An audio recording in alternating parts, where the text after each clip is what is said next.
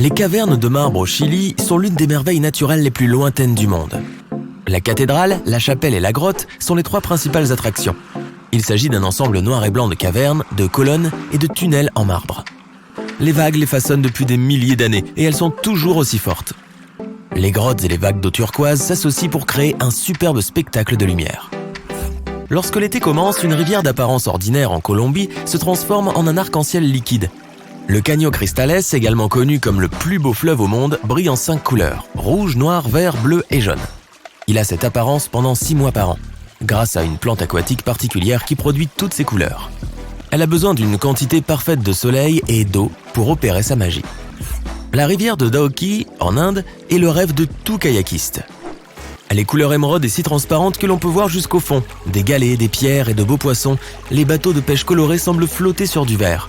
Les seuls sons que tu peux entendre sont le gargouillis de la rivière et le passage occasionnel d'un oiseau. L'un des villages les plus propres du monde n'est pas loin de la rivière émeraude. Il compte 3 nettoyeurs de rue qui travaillent tous les jours, même en cas de forte pluie.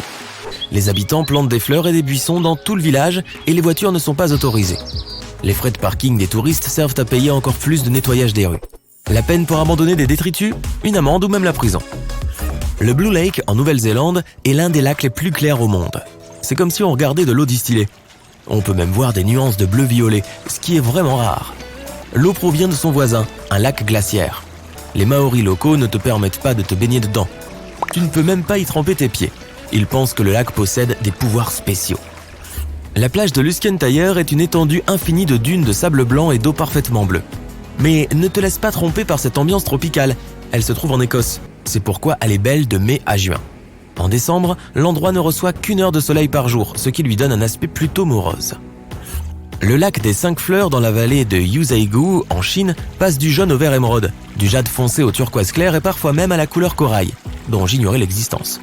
Il ne gèle jamais grâce aux sources chaudes sous-marines et ne s'assèche jamais comme certains de ses voisins. La légende locale prétend qu'il est fait avec les morceaux d'un miroir tombé du ciel.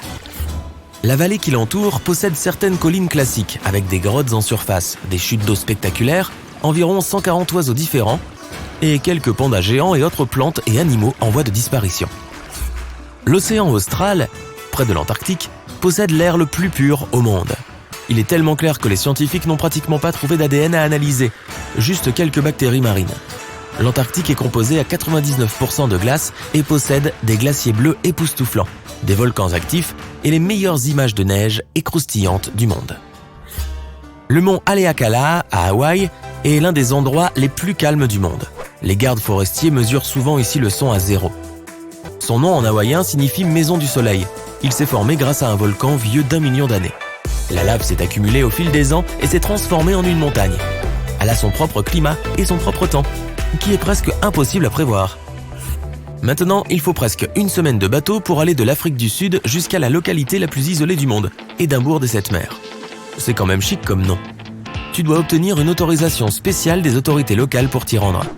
Les quelques 300 habitants te traitent tous comme des membres de la même famille, cultivent leur propre nourriture et gardent leur île impeccablement propre.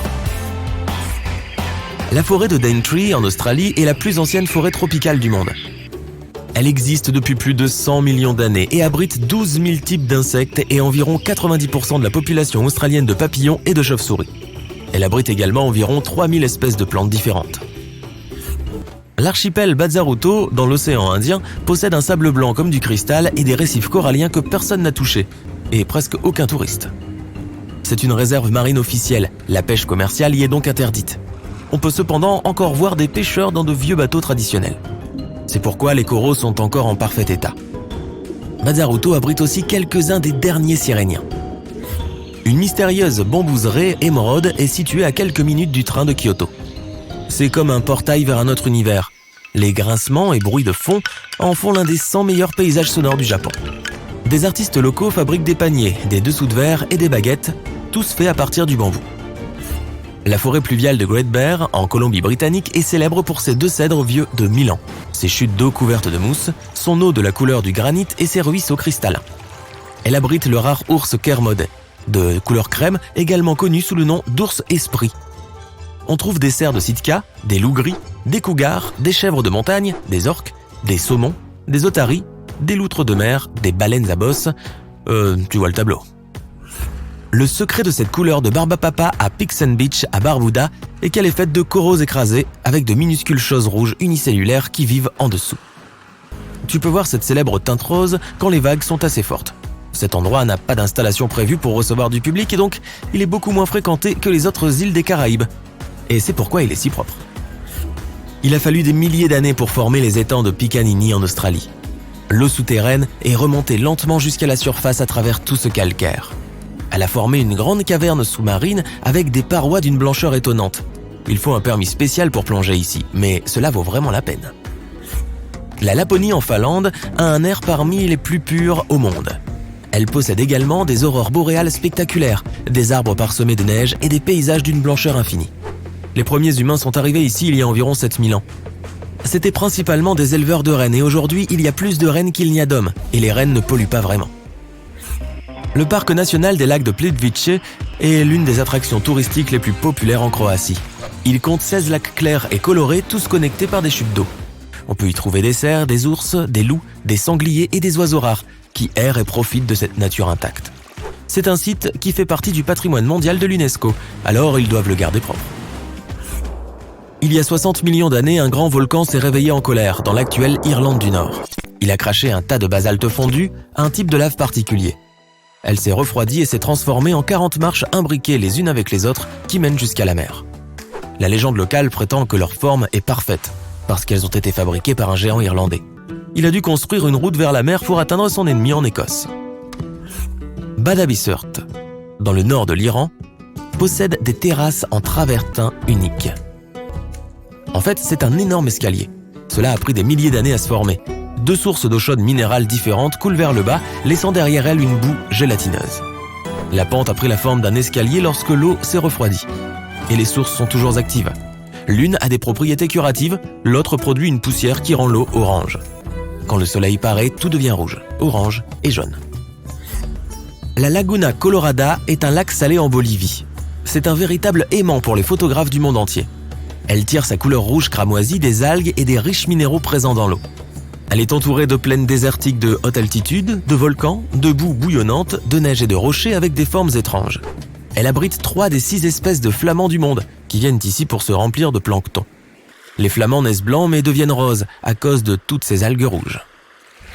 La rivière enchantée d'Inatuan est l'un des joyaux naturels qui demeurent parmi les plus intacts et les plus secrets des Philippines. Elle est cachée derrière des montagnes et personne ne sait vraiment d'où vient son eau. Il y a beaucoup de poissons colorés qui nagent autour. Mais d'où viennent-ils? Où vont-ils? Personne ne le sait. La rivière semble peu profonde, mais personne n'a jamais réussi à mesurer sa profondeur. Seuls quelques touristes en quête de sensations fortes visitent cette mystérieuse rivière pour plonger dans ses grottes. Le lac Pangong, dans l'Himalaya, est le plus haut lac salé du monde. Il n'abrite aucune vie aquatique en raison de sa salinité, mais c'est un endroit parfait pour l'observation des oiseaux. Lorsqu'il fait un peu plus chaud, le lac change constamment de couleur, passant du bleu au vert et même au rouge. En hiver, c'est surtout de la glace.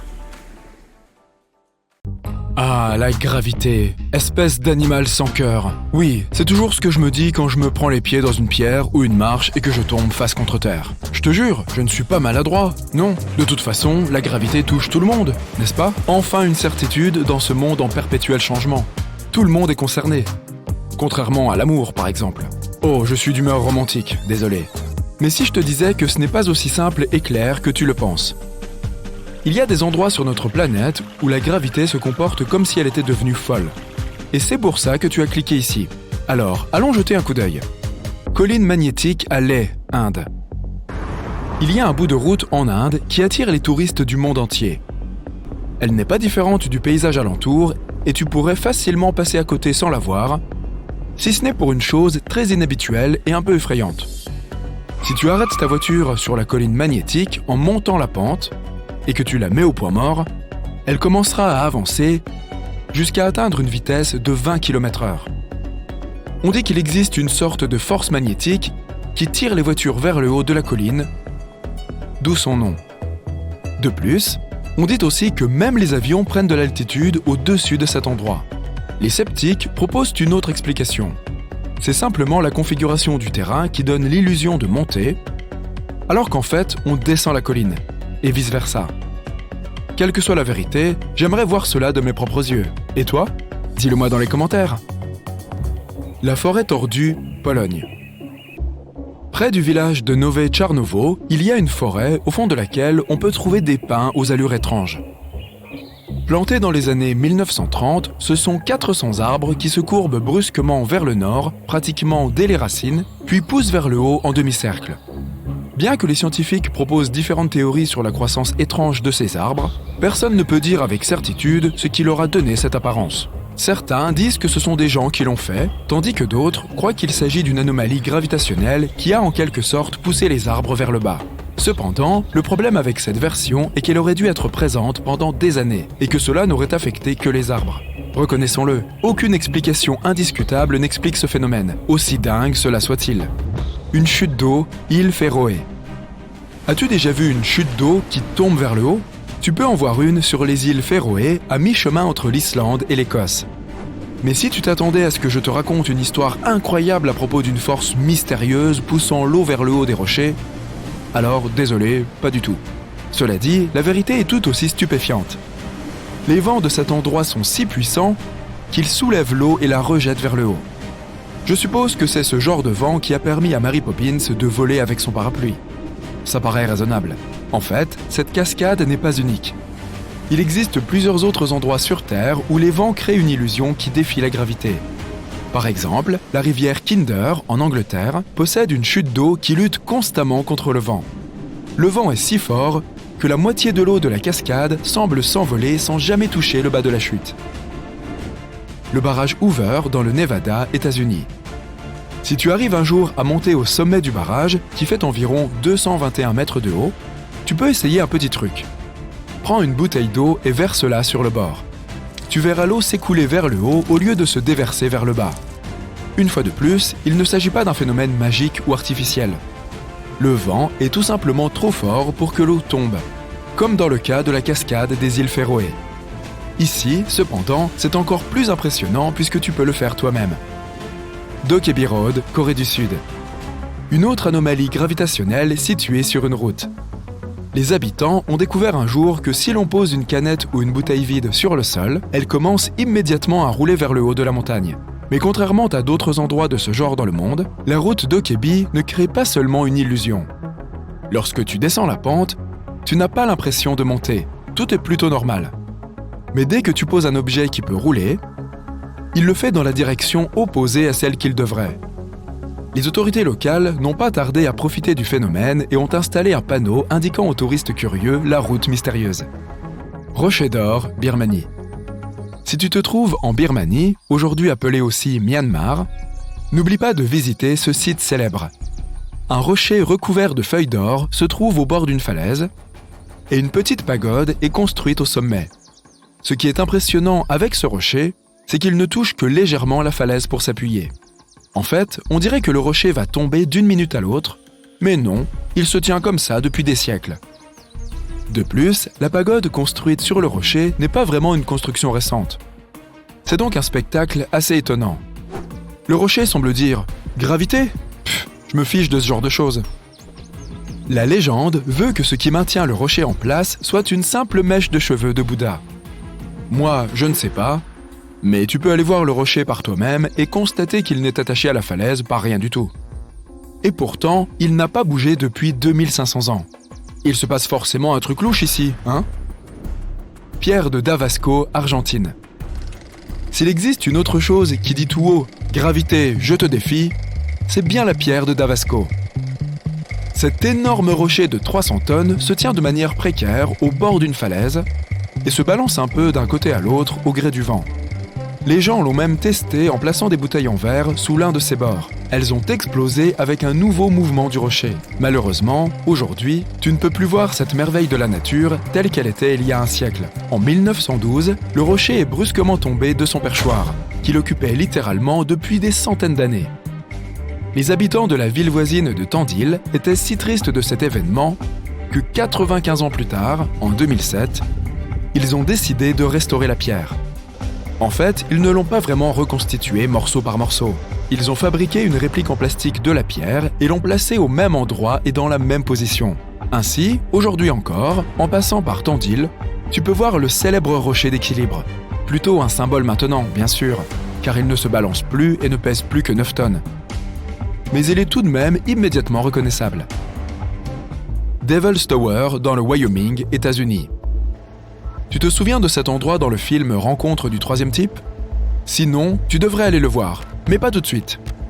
Cet endroit ne te donne pas l'impression d'être témoin d'une quelconque magie, et ne déjoue pas vraiment la gravité sous tes yeux.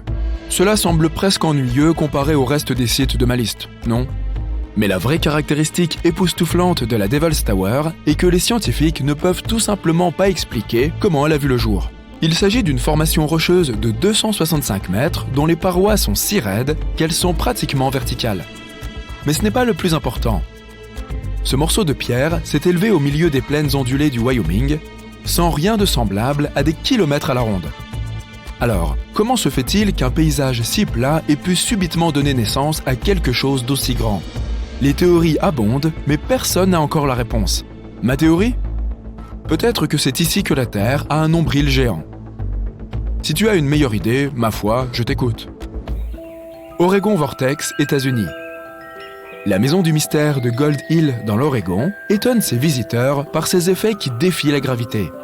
On ne peut pas se tenir droit. Il faut toujours se pencher sur le côté et se tenir à quelque chose pour garder l'équilibre. Les ballons roulent vers le haut, et il y a aussi un balai qui reste parfaitement immobile où que tu le poses, contrairement à pratiquement tout le reste de la cabane. Avant même la construction de la maison, les tribus amérindiennes locales appelaient cet endroit le terrain interdit et évitaient de s'en approcher.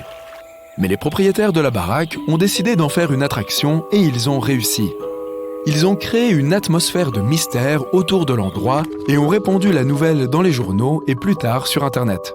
Et voilà, une anomalie parfaite est née. En fait, ce n'est rien de plus qu'une curiosité, une illusion d'optique créée par l'homme qui trompe tes yeux et tes autres sens. Baie d'Hudson, Canada. D'accord, nous avons parlé de choses assez ambiguës, mais maintenant, il est temps de passer aux choses sérieuses. L'anomalie de la baie d'Hudson. C'est probablement le seul endroit au monde où la gravité est effectivement plus faible que partout ailleurs sur la planète. Même les plus sceptiques ne peuvent pas se moquer de ce phénomène, car la différence a été mesurée avec un équipement scientifique de précision. Alors, cela signifie-t-il que la gravité ici est aussi faible que, disons, sur la Lune ? Malheureusement, ou heureusement, je ne suis pas encore sûr, la différence est minuscule. La valeur exacte est de 0,005%, soit 1/200%. Tu ne pourras pas la sentir, même si tu fais tout ton possible. Mais elle est bien là. Selon les scientifiques, cette anomalie existe à cause de la couche de glace qui recouvrait la région il y a environ 10 000 ans. Elle a tellement comprimé les roches qu'elles ne peuvent toujours pas se remettre complètement, ce qui a modifié le champ gravitationnel de la baie d'Hudson. Cependant, à l'avenir, la gravité reviendra à la normale dans cette zone également. Pas de moonwalk pour moi alors.